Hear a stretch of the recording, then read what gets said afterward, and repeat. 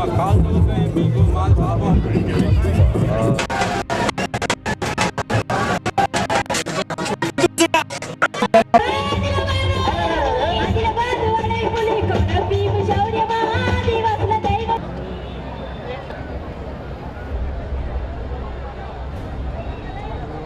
కేసీఆర్ గారి నాయకత్వాన్ని బలోపేతం చేయాలి.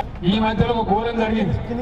వర్ణి అనే ప్రాంతంలో కొంతమంది నాయకులు ఆంధ్ర నుంచి బతకచ్చిన వాళ్ళు, ఈ గడ్డ మీద బతుకుతున్న వాళ్ళు ఇక్కడ యువకులను కొట్టారు, దాడి చేసి దారుణం కొట్టారు. వాళ్ళు ఎవరో తెలుసు.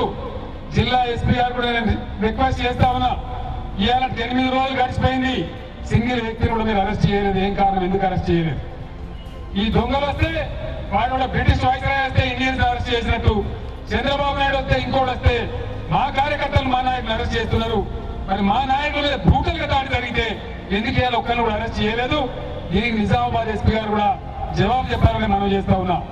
జిల్లాలో బతుకుతున్నటువంటి ఆంధ్ర వాళ్ళకు నేను హెచ్చరిక చెప్తా ఉన్నా, గతంలో కూడా మీరు ఇదే పద్ధతిలో కొన్ని వ్యవహారాలు చేసినారు.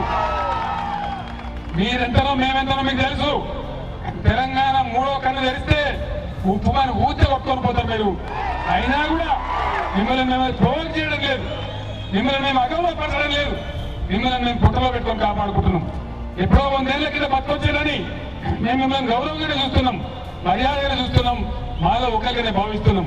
కానీ మీరు ఇటువంటి దౌర్జన్యాలకు పాల్పడితే రేపు తెలంగాణలో జరిగే తిరుగుబాటుకు మీరే బాధ్యత వహించవలసి వస్తుంది.